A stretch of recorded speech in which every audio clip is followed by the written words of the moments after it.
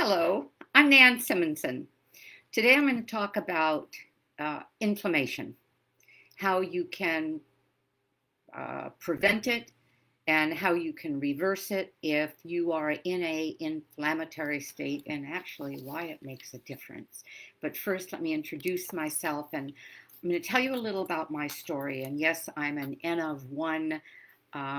But as a health coach with a lifestyle medicine practice, I worked for 4 years with patients who, with lifestyle medicine, we focus on helping the patient get off all medications and prevent procedures as opposed to the general medical field that is focused on pills and procedures.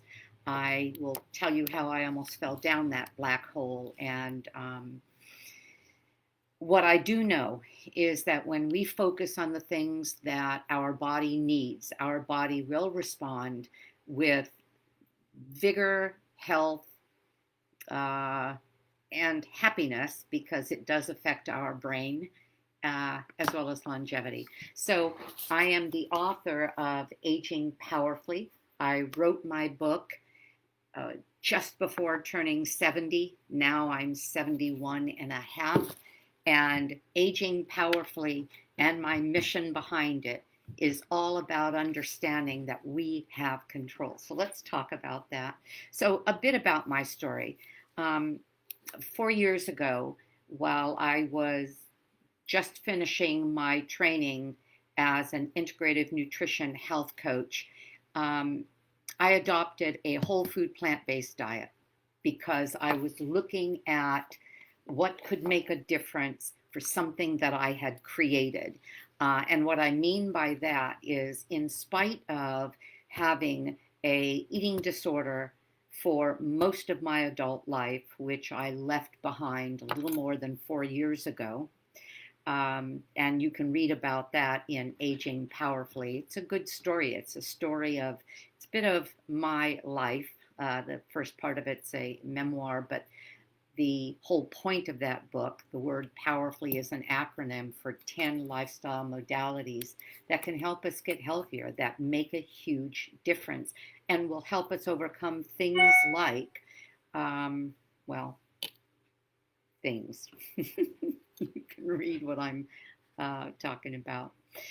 Okay, so although I I fought that eating disorder again most of my adult life until 4 years ago. From the time I was a teenager, you can do the math, and I'm almost 72 now.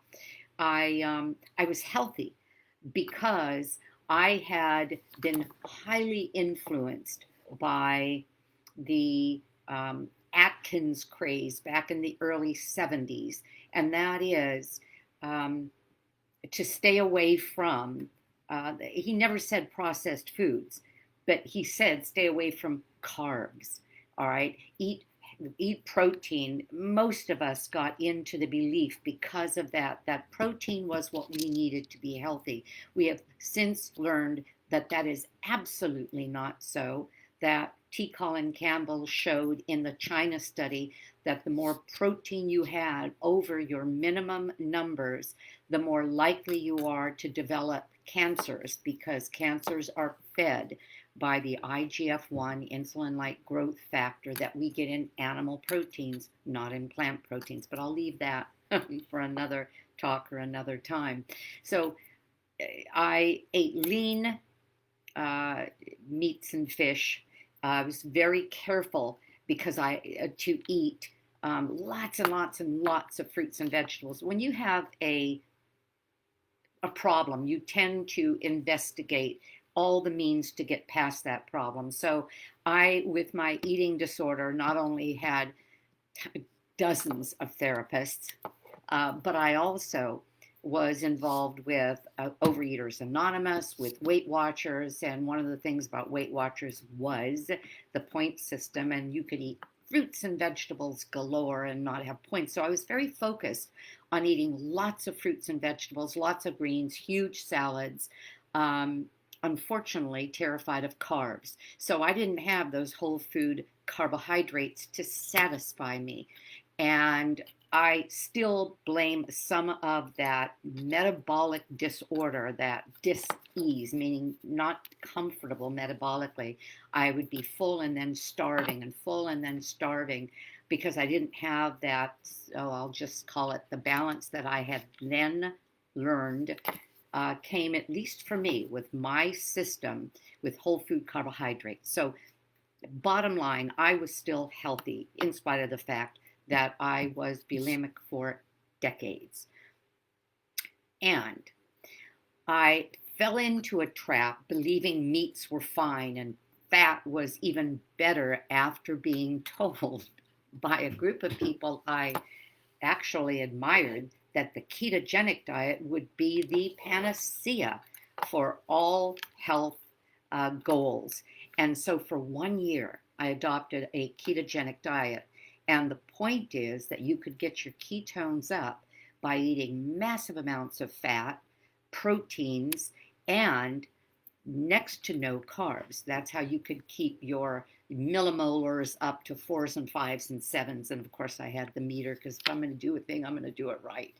And man, that year almost wrecked me because I ended up, in spite of the fact that people say diabetes is sugar diabetes, there was no sugar in my diet. One of the things I should have said earlier is that part of what you avoid when you're avoiding carbs is that you avoid processed foods. You avoid sugary snacks. You avoid the things that, except when I was binging, that we eat all the time. Sugar, oils, and fats in all of our processed foods keep us going back for more now.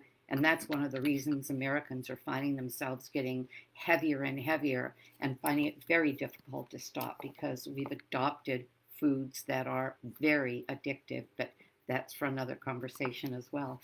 What happened at the end of that 1 year of ketogenic diet is my body was highly inflamed because I wasn't eating fruits and vegetables at that time. 1 year of mainly meats and fats, almost a carnivore diet. And everything was going wrong. As I said, is in spite of the fact that people call it sugar diabetes, it has nothing, well, it has something to do with sugars, but mainly it's from fats, excessive fat, filling our cells. That's called intermyocellular lipids, and that's in the muscle lipids, so that the glucose, even with the help of insulin, cannot get into the muscles. They're too full of fats, and that's where you get your metabolic processed problems that lead to diabetes. And that's science. That's not just my opinion. So I became pre-diabetic. My cholesterol was well over 200. I was suffering from multiple autoimmune diseases. One of the most painful was rheumatoid arthritis, and it hurt to move. If I dropped something, I groaned because I had to pick it up. My hands weren't working well. One of the ways that I knew when I was especially inflamed was because it was hard to open my hands. Well, that was 4 years ago, and that's when I looked at my health, and every doctor's visit led to the prescribing of pills and procedures. They even wanted to take my gallbladder out. And this was, how old was I? 60, no. Yeah, about 68, 69.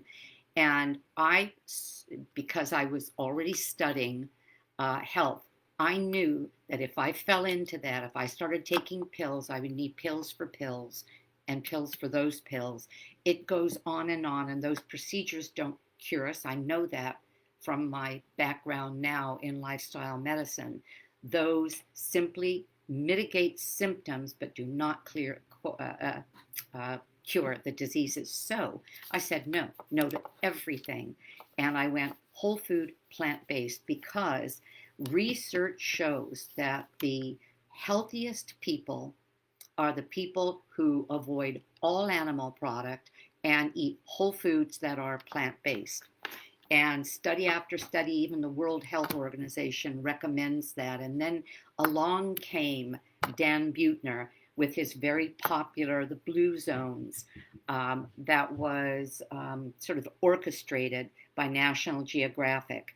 And I'll talk a little bit about him later, but I became quite aware that the longest living communities of people that were centenarians and healthy, not just alive, but healthy, were the people that were primarily, predominantly, not necessarily exclusively, although I am, plant-based. Anyway, I did that. That was 4 years ago. In addition, and I don't think it's a coincidence, I was able to overcome the eating disorder that I couldn't stop for almost 55 years. And I write about that in my book, and I credit, I won't even go into that, but I talk about what I credit that to. Part of it was a whole food plant-based diet because it stabilized my system. Carbohydrates, whole food carbohydrates, are, and I'll talk about what that is, are nature's antidepressant and appetite suppressant. And finally, after decades, I could eat and feel satisfied and not fear getting fat, not fear getting sick, because these are the foods that feed our body. And I'll tell you how in just a minute. So that's my story. And I am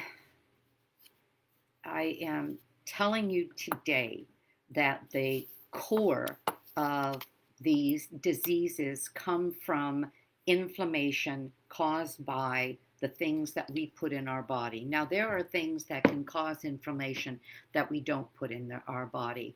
I did a podcast, I think I did, and if I didn't, I'm going to, on electromagnetic fields. Things like that can cause inflammation. The things that we put on our body that have chemicals, the things we use in our house that we're supposed to do to mask odors are pure chemicals. Those affect our bodies and cause inflammation. But today we're talking about food. And chronic diseases in America include heart disease, diabetes, pulmonary disease, that means lung diseases, strokes, diabetes, and cancers. Actually most cancers are what we call chronic diseases. Those that are unknown in the blue zone populations until more recently, when we imported our Western diets to these blue zone areas and basically tainted them. And these same people that you would think, well, genetically, they must be superior. No, because these same people now who are eating like we are getting sick like we are. But the blue zones that were untouched, they didn't see these diseases. They basically went into their 80s and 90s and beyond, and died of, in most cases, natural causes, unless there was a pneumonia or something like that that comes about from a bacteria. So the base of all of these chronic diseases is inflammation. So is it important to want to prevent inflammation in our body? Is it important, if we are inflamed, to want to mitigate it? Heck yes. I had an interesting experience recently, and it reminded me of what I already knew. We spent a couple of weeks in Canada, and although I've been 4 years following a rather clean, whole food, plant-based diet, which includes the fact, and I'll tell you why later, that I avoid using oil. One, because it's high in calories, and I follow a caloric density plan that I stay with the foods that are satisfying but not off the charts fat-wise, which is the highest of the caloric density foods. well, at 4,000 calories a pound as opposed to broccoli that's 100 calories a pound. I'll fill up with what fills me up. In any case, I'm off track. So I, and which means that my husband and I don't eat fried foods or avoid fried foods. Well, we went to Canada and we found that it was a little harder. Well, first of all, we always stay in Airbnbs where we can cook most of our meals, but we were still going out to one meal a day. And that was usually lunch. And unless we were hiking, in which case we would bring our lunch. And those were the best days because it was still our food. But when we went out to lunches, we were eating whatever we could find. And we're used to big volumes of food because whole foods that are plant-based are other than avocados, seeds, and nuts, are calorically,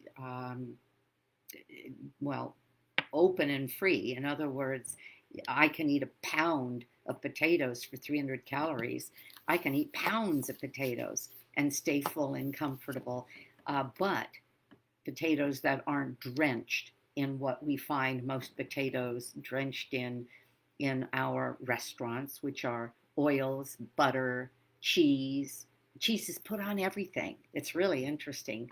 Things are fried all the time. And that's what we were finding. And we fell into there's a book called The Pleasure Trap, what I would call the pleasure trap. If you get used to eating foods that are high in sugar, oil, and salt, all ultimately inflammatory to your body, you want more of it because those things bing your I'll call it evolutionary pleasure points. Those were the things that kept our ancestors alive, those rich things, and yet they never found natural foods with oil, sugar, and salt combined, and so those really being our pleasure centers even more greatly. But they're highly inflammatory.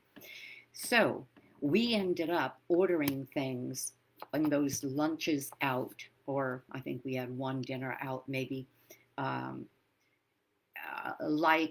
we would eat our whole food sandwiches like hamburgers, but they weren't hamburgers. One was an Impossible Burger loaded with saturated fat, highly inflammatory. The other three, because we did it 4 times, were with beans. And I mentioned this on another video, but the whole video was about it.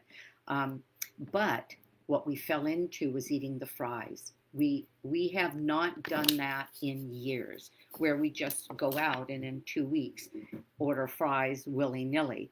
And that meant we were getting a massive amount of processed oil, because all oils are processed. Olive oils may be cold pressed, but all processed oils especially that are cooked with, because olive oil isn't a good cooking oil. It smokes at a low point, 375 degrees. And if you're going to be frying, you get one of these either trans fats or the high smoke point fats. And then they just keep frying things in it. It's the worst thing you can eat. Anyway, during that period, not only did I gain weight, which I can keep my weight stable for years, but not only did I gain 3 pounds in 2 weeks because I was eating far more than I would have because it was just so good. It was too easy not to stop. But more importantly, the symptoms of arthritis came back. I remember it was about the 7th, 8th day, something like that, maybe 10th.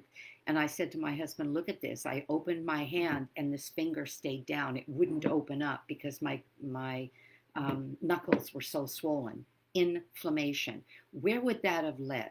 That would have led to systemic, body-wide inflammation that would have started affecting my organs, not only my joints, but also the cardiovascular system.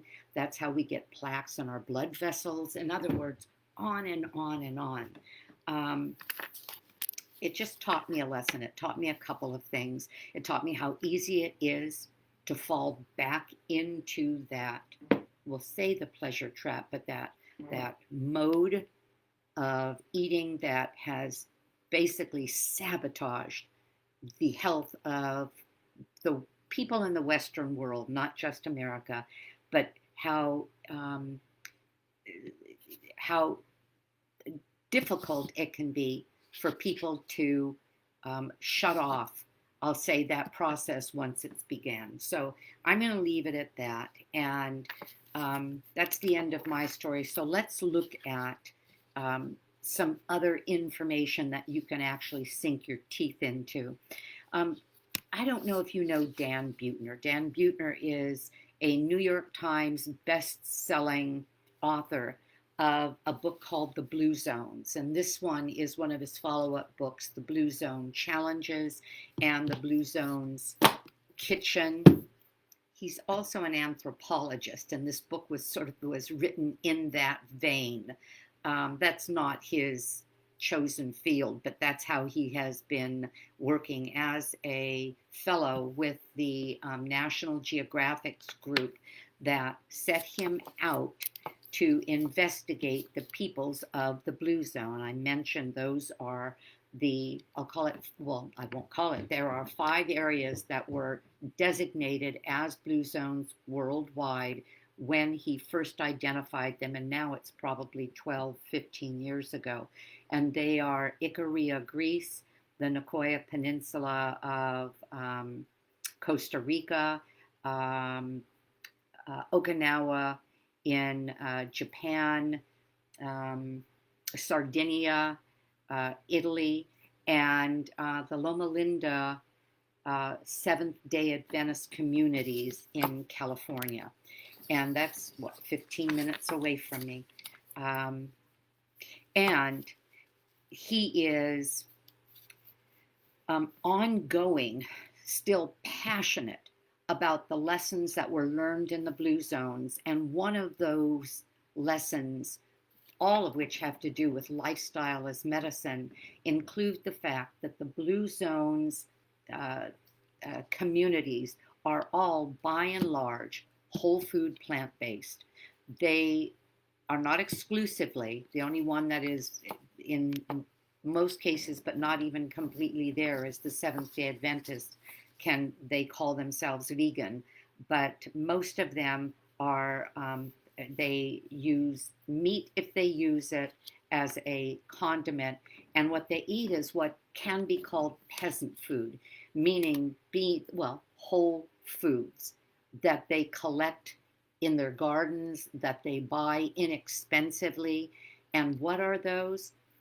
Vegetables, including greens, massive amounts of greens, hopefully, as well as starchy vegetables like tubers, all potatoes, all starches, including winter squashes, vegetables, all vegetables, beans. There are hundreds, maybe thousands of species of beans, but we can find the most interesting beans, grains, whole grains, as well as seeds and nuts, and then as well as spices and herbs. Those foods are the foods that keep and have kept the Blue Zones occupants healthy and have prevented the accumulation of antioxidants in their body and have kept inflammation down. And I'll explain what that process is as we go on. Most Americans die from, as I said, chronic diseases. I'll list them again: heart disease, diabetes, joint diseases like rheumatoid arthritis, kidney disease, strokes, as well as cancer. All of these are chronic, what we call chronic diseases. They're not diseases that would normally form in the body if it weren't for ongoing inflammation. And they are the things that we can do something about, because I've seen that with patient after patient with my lifestyle medical coaching career. Okay, what makes the difference? In a interview that I was just listening to, and I'm going to do a moment of prideful bragging, because in June of this year, mid-June, I got COVID for the first time, triple vaccinated. I got it anyway and gave it to my husband. He developed it 4 days later, and it took a while to get over, which surprised me because I thought, first of all, whole food plant based, I'm almost immune. Nah, that's not true. Um, but, and it took me longer, far longer than my husband to get over it. And I have a goal by the end of this year to run a half marathon. And I found that I could barely run anymore because my lungs didn't seem to have the oxygen capacity to run. Well, I built up to 4 miles, and that's the farthest I've been able to run since I got COVID. This morning I went out for a 4 mile run. We have a mountain here, and 2 miles is up and it's 2 miles down if I run the paths in a certain way. And that's what I've been doing. And so I've been accomplishing the 4 miles. Well, I got down, and this is the importance of inspiration. I was listening to Rich Roll of the Rich Roll podcast. He's a athlete that at one time they called the fittest man in America. He's been vegan for he's made a point that you can be ridiculously healthy and capable athletically as a vegan. I think he's been vegan for 20 years, meaning whole food, plant-based. And he was interviewing somebody who had been inspired by a Naval SEAL, a guy named Goggins. Is it Richard Goggins? Anyway, as they were talking about overcoming adversity, and as they were talking about never giving up, and as they were talking about going beyond what you think you can do, I was at 4 miles. I was back to the car, and I thought, Nan, you haven't done a 10K since, and 10K is 6.2 miles. You haven't done 10K since COVID. I've been thinking I can't even do a 10K anymore. I'm never going to be able to do a half marathon by October. And I just ran away from the car and ran around the local park that was across the street from the mountain. And I ended up doing a 6.6 this run this morning. And that is a 10K. And I was so pleased. What is the point of that? Well, because I came back from Canada. We were in Canada 2 weeks after I had gotten COVID. And then I had a anything but stellar diet there. Again, I didn't break my determination not to eat any animal products, but I was eating fats and I was eating a lot less of the quantities of plant foods, especially the vegetables and the fruits, than I do at home. Well, I came back home and I've been eating the way we do, big, massive salads every day, eating multiple colors, etc. And I'll talk about all of that and the value of all of that. But in any case, that's what this represented to me. When I started running again post-COVID, and again, we had been in Canada, the inflammation was clearly there. Everything was harder. Even though I continued to cycle, even though I continued to run, everything was harder. And it got less and less hard. Then I was able to do the 4 miles. And today I kicked that up by 2.6 miles or I did 6.6. So 2.6 miles longer. And there was no discomfort. My lungs felt fine. Nothing hurt. I got home, had my oat and berry breakfast, and didn't feel anything, and I don't feel anything now. And it was 81 degrees out. I'm in Southern California, and it was a hot one. We're having 4 days of over 100 degrees, and it was a hot morning. So does inflammation matter? Yes. Can we mitigate it? Oh, heck yes. And the inspiration of others can sometimes be necessary for us to stay on track. It happened to me this morning. I don't know that I probably wouldn't have tried the 10K if I hadn't been inspired by the person that I was listening to as he was being interviewed. So I would like to recommend that you stay connected if you're going to decide to take on I'll call it challenge of a new way of eating, a better way of eating, a cleaner way of eating to help you prevent inflammation, that you stay connected to people that can help you do it. Go to my YouTube channel. I've got recipes there as well as things like this. My website, nansimonson.com, recipes, and my book. One click, and it's on Amazon. You can go to Amazon for that. So stay connected. Then I was listening as I was running to Rich Roll interview a man named Mike Fremont. Mike Fremont is 100 years old.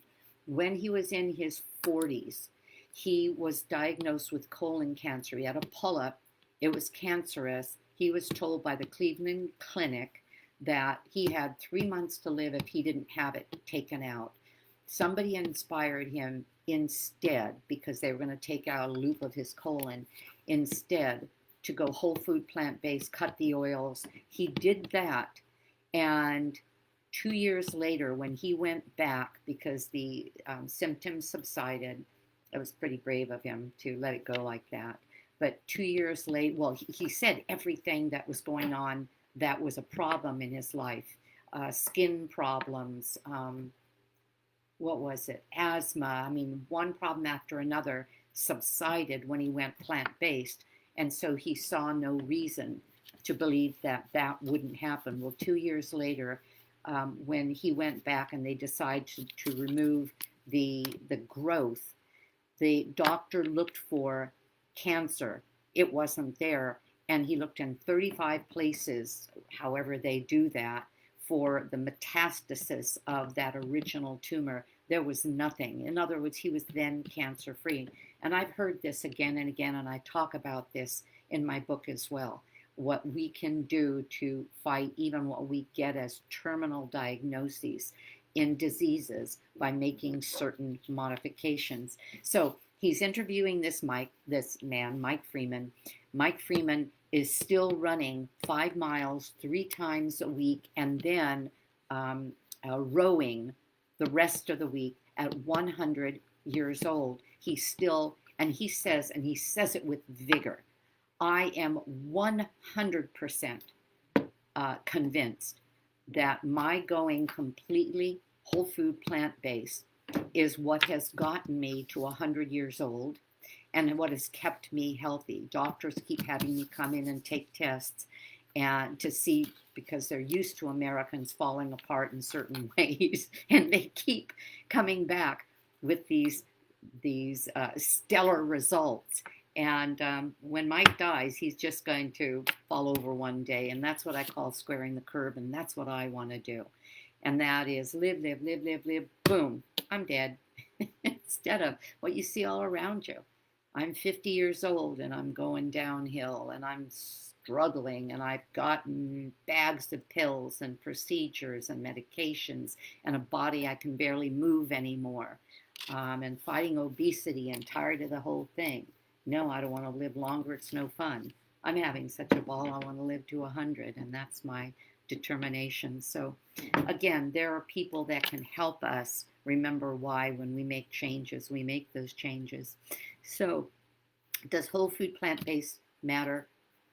Dan Buettner says it does. Mike Freeman says it does. Rich Rolls says it does. On another podcast of Rich Rolls, he interviewed the 2 authors of a book, this one, Plant-Based Athlete. And the authors of this book, and I loved this because I even said to myself, I said, okay, it's one thing to eat whole food plant-based because it'll help you live longer, but would somebody do that who is dependent on the strength of their body, the vitality of their body for their stated accomplishment, but in some cases for their their livelihood. And this was an interview of 25 people, but 65 contributed. And what they did, what are their names? Robert Cheek and Matt Frazier. And Robert Cheek is a power lifter and bodybuilder. Matt Frazier is a 100-mile marathoner. And they interviewed, instead of it just being their stories, they interviewed plant-based athletes. They looked at their performances before and after. They also looked at the science. They actually have an appendage that you can go to with the references, because this was all scientifically based with references, because they wanted to make sure it was irrefutable. And they studied these plant-based athletes. For example, I'll give you an example of some of what they came up with. An NFL lineman in his 20s who could barely pull himself out of the bathtub. His joints hurt so much. After going plant-based, he got faster and stronger. His pain went away, and he was able to play football far longer than most in his position. A 19-year-old cyclist with pain in his knees. And see, that's another thing. A lot of people will say, oh, I can't do such and such because I have knee problems. My knee, one knee, left knee, went out when I decided to run my first 10K. I heard it at a Pilates class of all things. My first 10K was coming up. I'd already announced that I was going to do it, and I wasn't not going to do it. The physical therapist said, if I were you, I wouldn't run on that knee. And I said, I'm going to run. Just tell me how to do it and not hurt it further, and then I'll be back and you can help fix whatever I've done wrong. I came in number 4. What was I? 4 in my class for that 10K, and the next 10K that I ran about 6 months later, I was number 2. But in any case, so I ran the race, went back to them. My knee recovered very, very quickly. I've run on that knee now, because now I run. I don't walk, and I exercise every day. No problem at all. So what I was going to say is, a lot of people will say, well, I can't do such and such. My hips hurt. I'm going to have surgery. My knee hurts. I'm going to have surgery. What I'm saying is, if you can take care of inflammation, you don't have to have surgery if you give your body a chance to heal, but you have to let it heal. That's like taking a hammer, hitting our finger and saying, oh my gosh, this hurts. It's so swollen. You're waiting for your finger to get better, but you keep hitting it with a hammer. You can't keep doing that.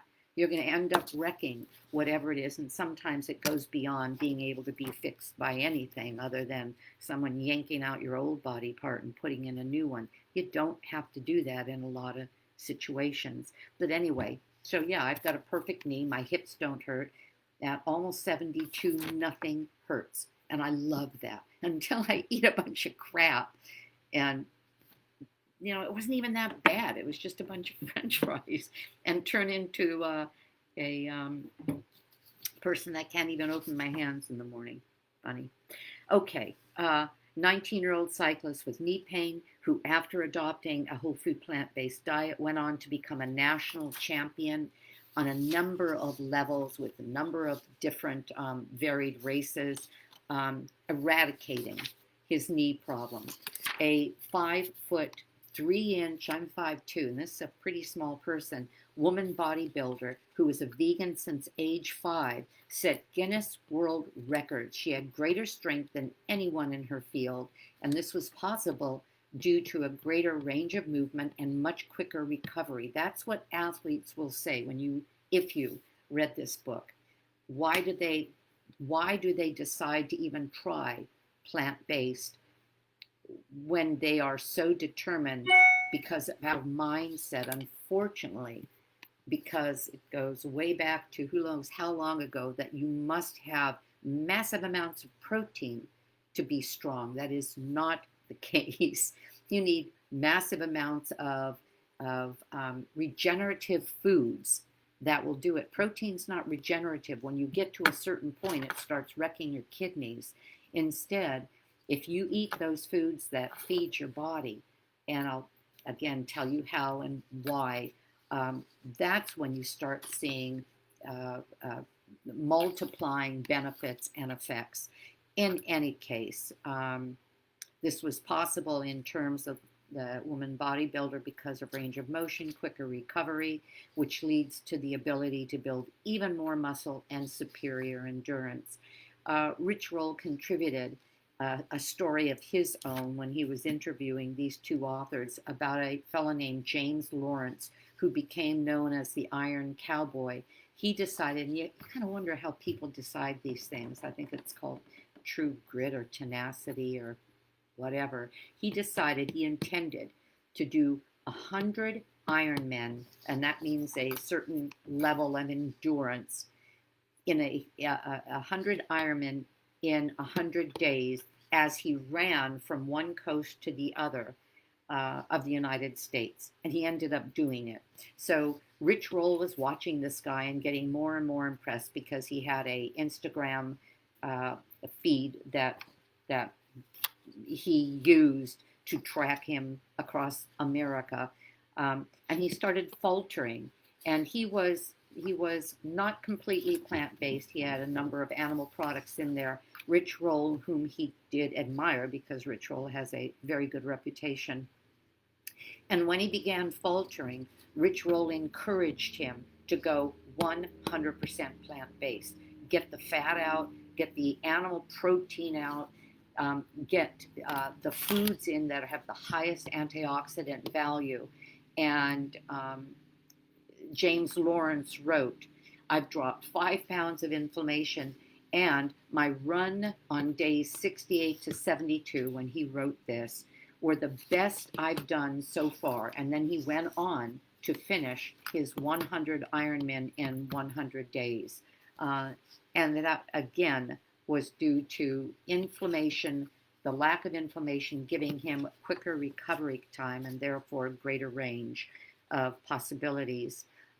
So athletes hearing through word of mouth about performance improvements with whole food plant-based are finding that they are getting better performance, better recovery, and adopting it without knowing why, but they're touting the reduced inflammation. And we're going to talk about why. So let's look at what's behind these results. First of all, a whole food plant-based diet is loaded with fiber. Fiber is something that is unfortunately unappreciated. There are people all the time since I went plant-based and since I coach people who are considering going plant-based or not considering it anyway at all. My husband and I had a dinner party, a birthday party, and I don't know, 15, 18 people there. And we heard all the time because I end up bringing, usually when I go to something like this, our own food. So I brought a vegan ceviche, and I brought baked corn chips, and crudités. That way, if there was nothing for us to eat, you know what? There wasn't. Everything was meat-based, cheese-based. I mean, dairy is simply liquid meat. And I'll talk about, again, some of the problems with that in any case. So we had our own things, but I brought a huge bowl of it, and this was a buffet, and everybody was eating each other's food. And people loved my vegan ceviche. What was the meat substitute? It was hearts of palm. Absolutely fabulous, and that's it's on my website, so you can get that recipe, and a number of people asked for the recipe. But people will ask all the time, well, where do you get your protein? And I turn that around and I say, you know what? There is, and I'll say it to you now, there is protein in all foods. The World Health Organization tells us we're healthy if 10 to 12%, well, they just say 10. Actually, they say 7 to 10. I'll say 10 to 12. That's probably what I get. Of our calories daily come from protein. The lowest foods in protein in a whole food plant-based diet of foods is about 10%. You've got your rice and you've got your potatoes that are way low in protein. I mean, fruits are probably a little bit lower than that, but most people don't try to live exclusively on fruit.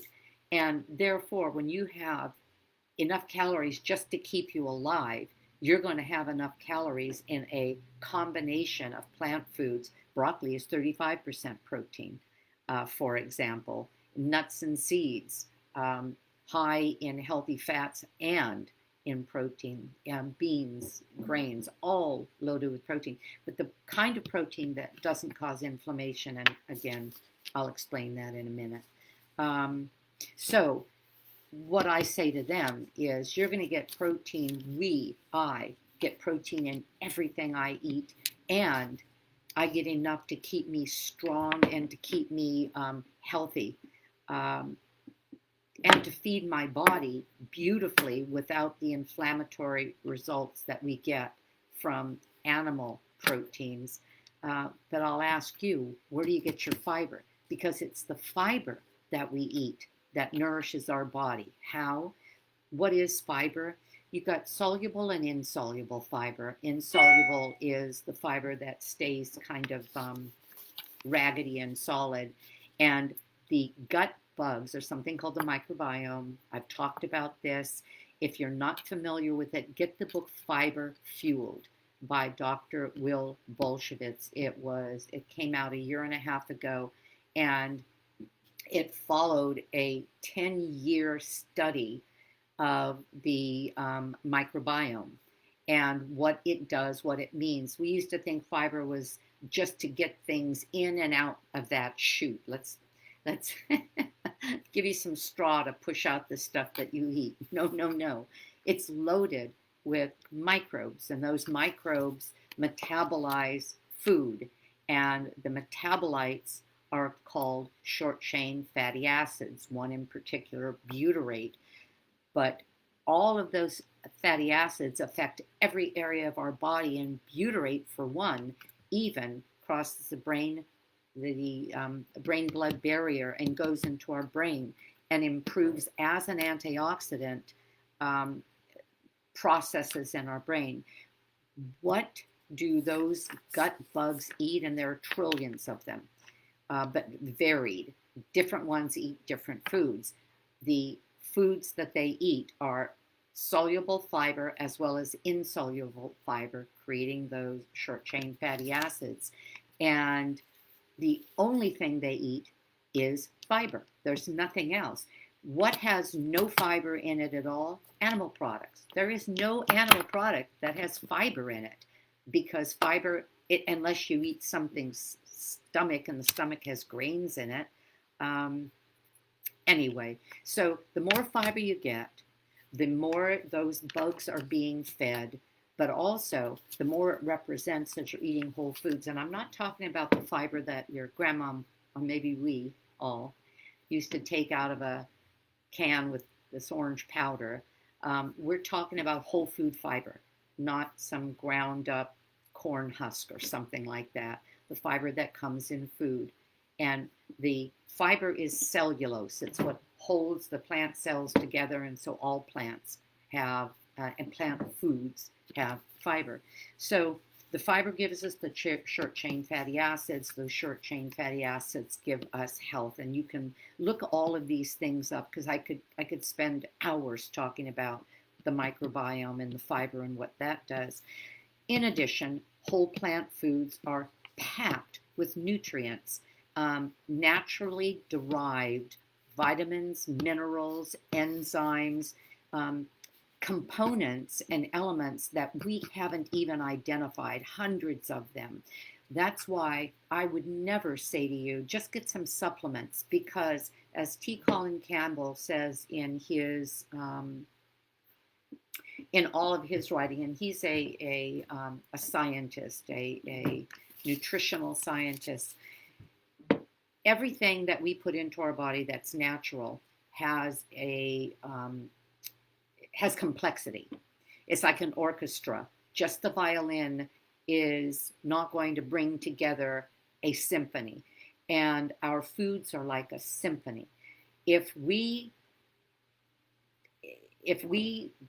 douse it, for example, with vitamin C, and we douse it with some element because somebody tells us to. I think I'm going to take glutamine because that's going to make a difference because I read that glutamine is good for something. My first thought when I read any of these supplement things is eat whole foods and a combination of them, and you're going to get glutamine in the package, in the symphony that it needs to play with. In other words, if I throw that glutamine at my symphony, I'm going to overwhelm whatever it is that works with that glutamine because I'm hitting it with too much of something that we don't have a balancing act with. It's not a perfect analogy, but it's a clear enough one. That's why whole foods that are plant-based are far better than ever thinking that supplements can take care of you. And supplements are what, billions and billions of dollars of what the industry makes money on. So they're going to tell you that you need all of these things. You just need the whole food. Okay, so plants are full of the vitamins, minerals, these unidentified benefits that we haven't even studied yet, but also enzymes, living enzymes. And where do these come from? All those foods that I outlined before, the vegetables, including the tubers and the fruits and the grains and legumes and herbs and spices and coffees and teas. If you can get organic, if it's in your budget, organic is helpful because you're simply avoiding the additional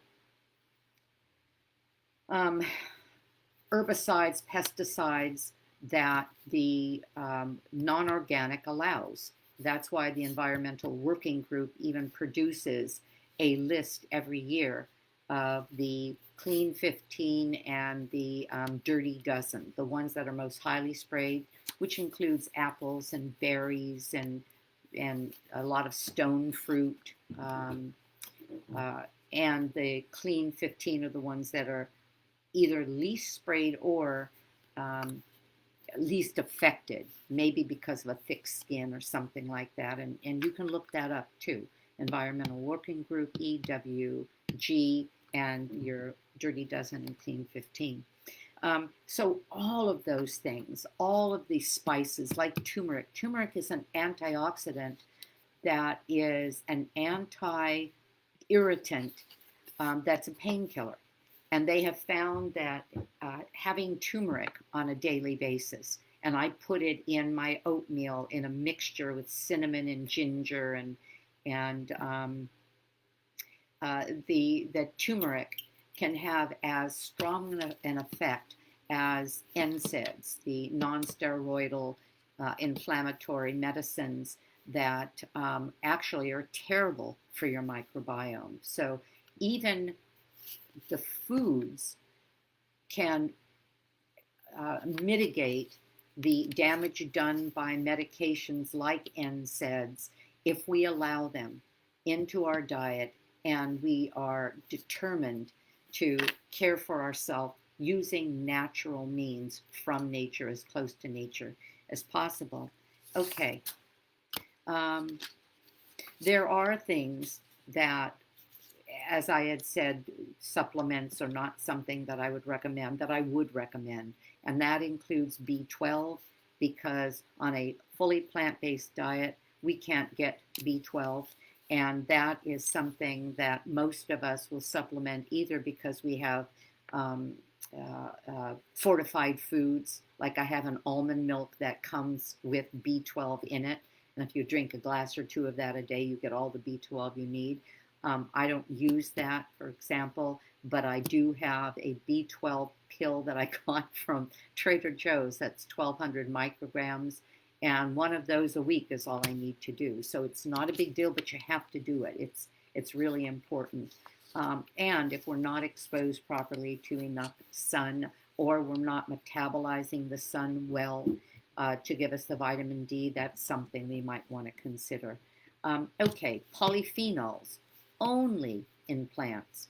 What is a polyphenol? It's a compound that's found in foods and acts as an antioxidant. which can then lower disease. Oxidative stress, I'm going to read this to you just to get it in the words I want you to hear. Oxidative stress from normal body processes create free radicals, the waste products of our bodily functions. They build up in our system and interfere with our metabolic processes. Polyphenols, the antioxidants from them, and the antioxidants from them clean out the free radicals which build up and build up in our system. By eating plants high in polyphenols, we're assisting our body to clean out those free radicals, in other words, our metabolic junk. Many drugs are derived from polyphenols in plants. Why not go straight to the source? All right, when do we, or where do we find these polyphenols? In colorful fruits and vegetables. The darker the color, the richer the color, the more polyphenols we're going to get. Um, Spices and herbs loaded with polyphenols because they're concentrated. Those concentrated flavors you get in that little bit of rosemary, in that leaf of basil, that's the polyphenols that you're experiencing. Uh, and how to ensure we're getting them, think in terms of color. The whites, browns, reds, purples, greens, yellows, and oranges. That's what someone who has a whole food plant-based diet experiences every day. A rainbow of colors that we can choose from. Well, those colors represent the polyphenols in our food. In other words, the things that help save our body. And all foods have a, as I said, vitamin and mineral combination, but the colors represent the variety of polyphenols, different polyphenols that we get. For example, red peppers, I just saw purple peppers in my grocers, orange peppers, yellow peppers, bell peppers, and green bell peppers. They all have vitamins and minerals, lots of vitamin C, etc. They have fiber, but they also have a different polyphenol um, uh, action from every different color. The reds have something called lutein that's good for our eyes. The greens have additional vitamin C and some other polyphenols in them. And let's see if there's anything more I wanted to say about that. Even the whites, like garlic and onions, they also have their own polyphenols, and they, whether cooked or raw, have a different way of interacting on our body. So, for example, I cook onions in almost everything I make, onion and garlic, and then I add fresh chopped onion to things as well, and raw chopped garlic in, for example, my hummus, because I want everything I can get in my body fighting the war against free radicals. It becomes a game. You could play a game with this. I counted my big lunch salad. I do a chopped salad every day with tubers, meaning things like purple, cold roasted purple potatoes. A lot of things I do cook once a week and eat it all through the week, and it makes meals easy. So my purple sweet potatoes on this giant chopped salad of 7 different greens, and all of this becomes very easy. It becomes something that I got videos on, and you can find help with online to get really good at making this just an easy process. But what I was going to say is, my husband said, "What do you think you've got in that salad in terms of variety?" And I counted. I had 21 different plant foods in that salad, and it was this beautiful bowl of what looked like confetti. That's the way to fight inflammation. Okay. Plants have healthy fatty acids, so we've got fiber, we have vitamins, minerals, we have polyphenols, we have healthy fats. Now, there's something called essential fatty acids, and I don't avoid fat. I can say that I have that I eat a low-fat diet, but not a fat-free one. And where do I get my fats? I told you I don't use oils, and I'll tell you why. But I get fats from my whole foods, from things like tahini, which is ground up sesames, from nuts, from seeds every morning in my oatmeal. There's ground up chia and flaxseed and hemp seed. Those are full of healthy fats, and especially one that I'm aiming for. And so let me tell you about the essential fatty acids. The three main essential fatty acids are 3, 6, and 9. We don't make them in our body, and we have to get them from the outside. What is the most important? The most antioxidant is omega-3. It's highly essential. 6 is also essential. Our body would like to see them in a ratio of 1 to 1, 1,3 to 1,6 in terms of volume. It's not working that way at all.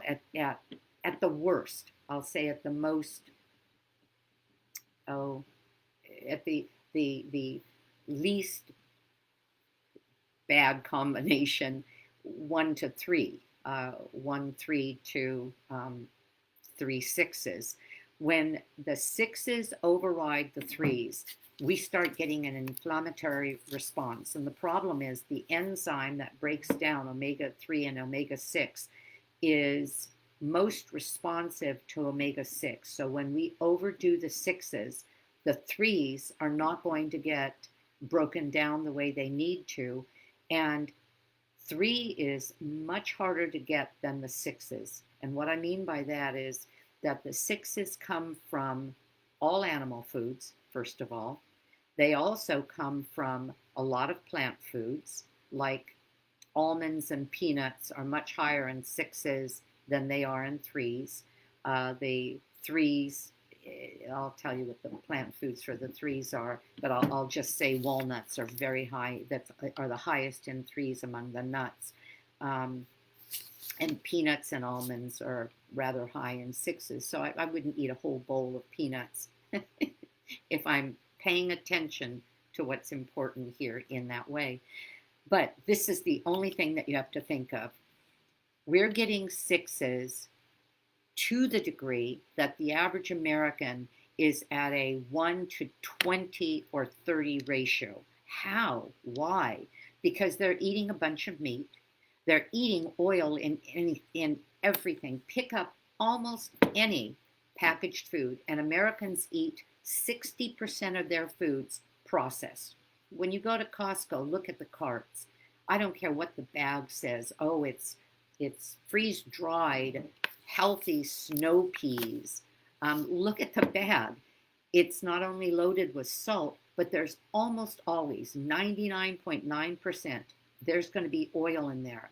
All oils are processed. All of the plant oils are processed, and all of them are sky high in 6s, relatively low in 3s. So when we get oil in everything we eat, and 60% of which is processed as opposed to whole food, plant-based, as close to nature as possible, you're getting omega-6s from that, and you're getting omega-6s from the meats and eggs and cheese and dairy. We are, and the end result of that is higher and higher levels of inflammation that affect all of our organs when we eat that way, and almost all Americans eat that way unless they make a decision to cut back on.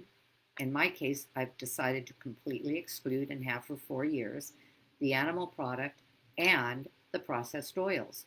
When I buy anything, I look at the fats, and I don't want to have oil added to it, and almost everything will go back on the shelf, and I'll do it myself.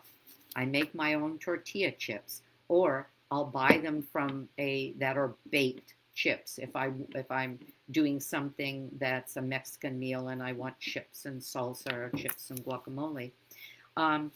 Avocado is high. Let me tell you what's high in omega-3s.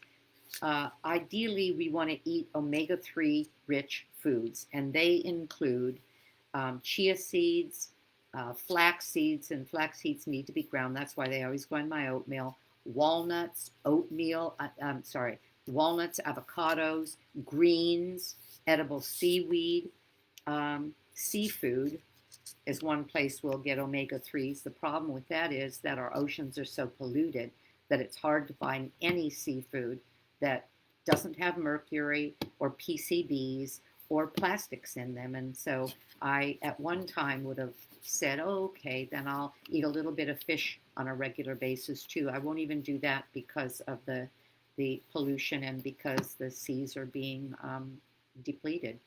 Um, so some people will, and I do, supplement their omega-3s. I have my walnuts every day. I have chia and flaxseed every day, but I also supplement with an algae omega-3 tablet sometimes, or I always have a little package of seaweed, even though that has some oil, and so I kind of don't even like doing that and just getting it from my seeds.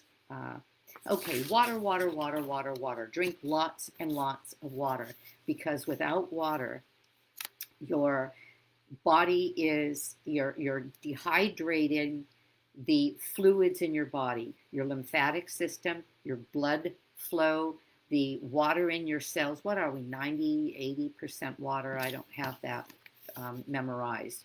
But our brain fluids, those fluids, when they're concentrated, again, can't release toxins. And you build up the free radicals and you cause a lot of problems. Water flushes out what we don't want to keep, but it also gets everything moving properly. So begin your day with a big glass of water. I put lemon in mine. Drink water before meals, lots of it. Drink water after meals. Drink water before exercise. Have some water with your meals. Remember that caffeinated beverages like tea and coffee are diuretics, so they actually will pull water out of your body. And I think that's all I want to say about water. If there's anything more, yeah, just drink lots of water and keep in mind why, so that you make a point of doing it and you're imagining this water leads to an anti-inflammatory result. So that you're doing things on purpose. And remember that it also improves brain function, which helps prevent dementia and affects your adrenal system, which is the system that you are going to be able to relieve stress best if it's healthy. Also, and I'm reading this from my research on brain function and inflammatory diet.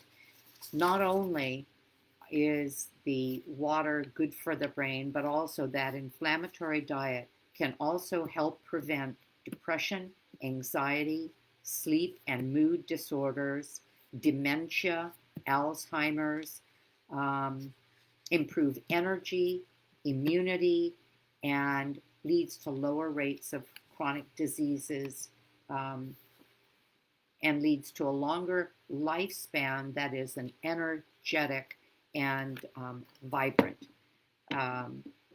lifespan, not, again, just living longer in a more degrading body. Okay. To maintain an anti-inflammatory diet, what should we reduce, avoid, or eliminate? Saturated fats, big time. All meats, including chicken and fish, have some saturated fat. Salmon is 30% fat. A lot of that is saturated. Chicken is 35%, even the leanest pieces. You've got saturated fat in there as well. So lean meats aren't the panacea that some people think they are. Just take the skin off, just eat the chicken breast. That's not the case. Trans fats, vegetable fats, these are the things to avoid. Does it mean that you have to change your diet overnight? No.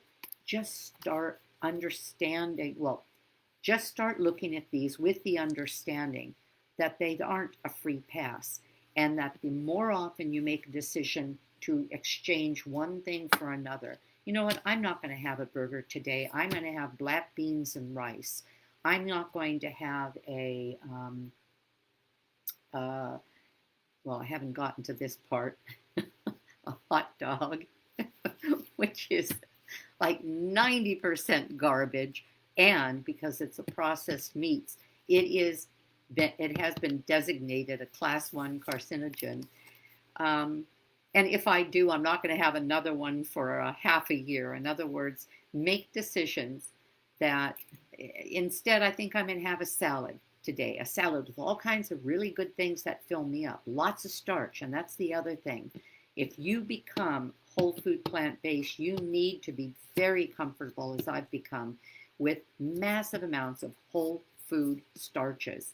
Because as I said earlier, they are, I think I said, they are, all of those plant foods are anti-inflammatory, but they're also nature's antioxidants, and anti-inflammatory and um, uh, appetite suppressant as well as antidepressants. Okay. Um, okay. Uh, what to reduce? Saturated fats, trans fats, vegetable oils, processed foods, excess salt, over 150 or 1,500 milligrams a day, and most of what we eat, if it's processed, if we get it from a fast food restaurant or a restaurant of any kind, and all of this was what I saw when in this last holiday. All of the foods that we buy that way are loaded with salt, oil, and sugar. That's the way they're manufactured. That's what people put in their foods to keep us coming back. So in other words, refined carbohydrates, processed foods are associated with whole body oxidative stress, free radicals, and chronic disease. In addition, red meats are a probable carcinogen. Processed meats, a class 1 carcinogen, are a really bad idea. Actually, all animal products have the elements, and this is something I wanted to be sure to point out in terms of factual detail about the reason that one may want to see animal products as not being life-giving and healthy. All animal products contain lecithin, choline, carnitine. That means meat, poultry, fish, dairy, and eggs, from which our gut bacteria produce a metabolite called trimethylamine oxide. TMAO, trimethylamine oxide, is highly inflammatory and leads to cardiovascular disease, metabolic disease, diabetes, and other chronic diseases. It wreaks havoc with oxidative stress in our bodies. Okay, a word of caution. If you make the changes to your diet that logic based on what I've been discussing may inspire you to do, and you're on a lot of medications or medications for diabetes, medications for heart disease, for high blood pressure, run this by your doctor when you make a change like this. Most doctors, keep in mind, have no nutritional training. They'll either say, oh, that's not going to make a difference. This is funny. I just had my eyes done, and the doctor and I said, how can I keep my eyes stronger, to this ophthalmologist? He's a specialist, a retinal specialist. And he said, oh, nothing will make a difference. It's just age. You know, they expect to see bad things in my eyes at my age, and they don't. And he said, oh, nothing makes, and I said, you mean like, I said, such as diet. What can I do? And he said, oh, nothing makes a difference. And I thought, oh my God, this is rampant. That's like a cardiologist back when my cholesterol was so high, he wanted me to take statins. And I said, I'm going to do this with food. And he said, food is not going to make a difference. Can you believe that? A cardiologist saying that? Yeah, but this ophthalmologist said food makes no difference. Of course it does. If I clog up my arteries with cholesterol and my eyes are full of small vessels and they get clogged just like my arteries get clogged up with sticky gunk and plaque, that's not going to affect my eyes. Good grief. Anyway, now I'm on a tangent. So be ready for them to poo-poo it. But if you let them know, I want to see the difference that this can make on my diet, they may want to monitor you more often, because we have seen in a 10-day period people not need to take their diabetic medication. We've seen within a few weeks people going off of their statin drugs and their high blood pressure medication. So you want to watch that and be aware of that. It's that powerful. Okay, put simply and perhaps a bit crudely, our body is like a car. If you put crappy gas and oil in it, you're probably going to end up with crappy performance coming out of it. Going in all at once or going in a little, whatever works for you. I found that if I eat the standard American diet, the standard American diet becomes beguiling. You just get used to all that stuff, and you can't even taste whole food anymore. That's why if somebody said, Nan, I really want to make this work, I'd say just bite the bullet and go in all the way. And allow yourself, because you're going to have to neuro-adapt, allow yourself, to allow your taste buds to get used to real food. Eating whole foods, beautiful fruit, grains, whole grains.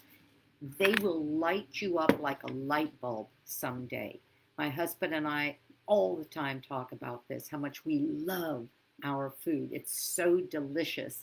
And how we look at what we used to do and think the way we had to eat was based on a chunk of something's flesh and then a few vegetables around and a little meager salad. What a difference. And then I want to end with this thought.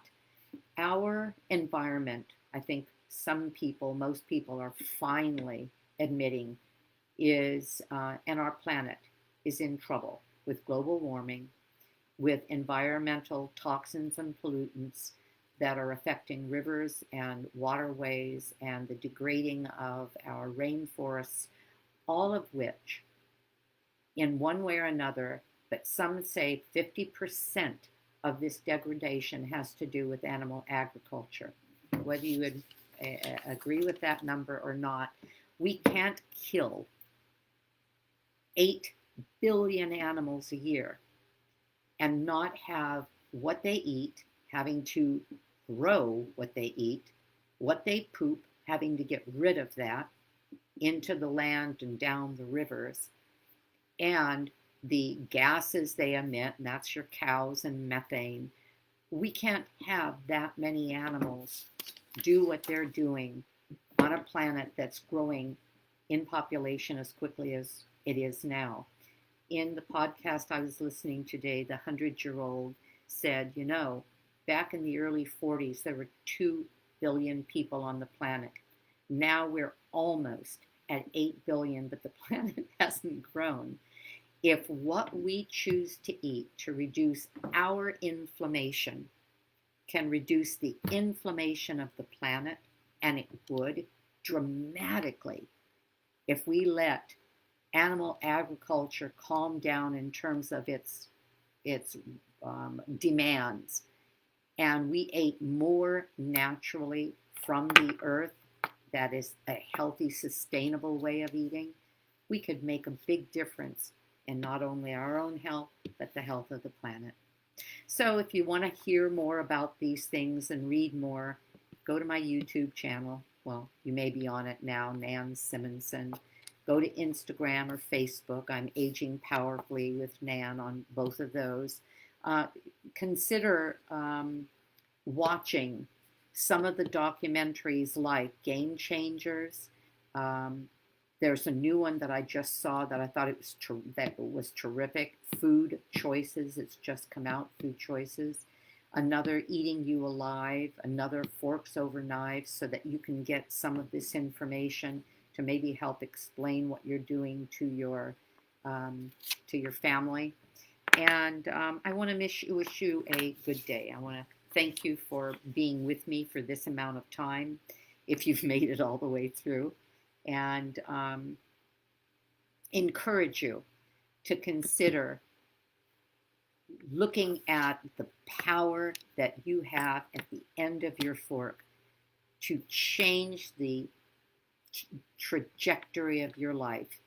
Look at your future, where you see yourself in 5, 10, 15 years. Look at our planet, where you see us going, and realize that what's on the end of that fork can change it all. Have a great day, because I know I'm going to consider reading Aging Powerfully, and I'd love to hear from you if you have some thoughts on what I've said today. Thank you. Bye-bye.